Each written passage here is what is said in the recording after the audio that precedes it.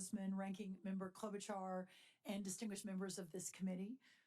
Secretary of Agriculture Brooke Rollins appeared before the Senate Agriculture Committee this week to discuss the priorities of USDA. While several topics were covered, the New World Screwworm was at the top of the agenda for border state lawmakers. Can I just get your commitment that wherever we see this damn screwworm, those states are going to be prioritized? Like now, I get what you shared with on the dog in New Mexico or whatever, but Texas and New Mexico have had it. So is that a commitment I can get from you? Wherever this thing starts popping up, that moves those states up to the priority with responses. 100%, and that's been the containment effort.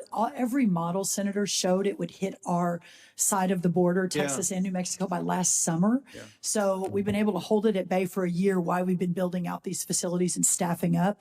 But absolutely, and the president has been very clear, this is a nonpartisan issue. We've got to protect our livestock industry, our hunting industry, et cetera. So 100%.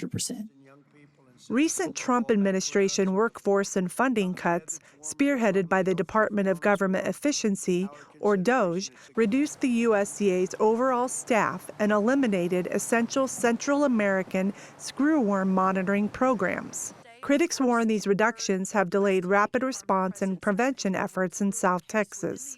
The Animal and Plant Health Inspection Service has lost 25% of its staff, including more than 300 employees in veterinary services alone since the administration came in. How do you plan on ensuring that each of these critical threats, such as New World Screwworm, receives individualized resources? A year and a half ago, there were 10 APHIS employees working full-time, a total of 10 working full-time all in. Now we've got over 120. So we've increased the amount of employees in APHIS working on New World Screwworm by 1,000% in the last 14 months. So as you can see, we're prioritizing where the big threats are as we're working to ensure that we're meeting all of the needs across the country. NWS is a serious pest that threatens livestock, pets, wildlife, and in rare cases, people. The larvae burrow into the living tissue of animals, causing severe wounds, animal suffering, and significant economic losses. Just one question about the screwworm. Have we opened any of the border in Mexico, either the west coast or the east coast of the border?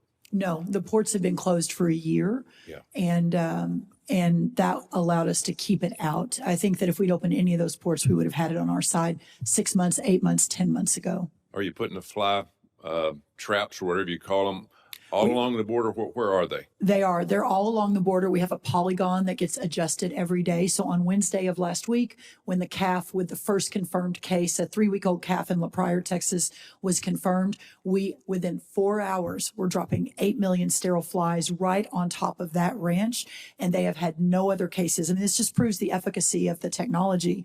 So yes, we're constantly moving based on where the cases are popping up.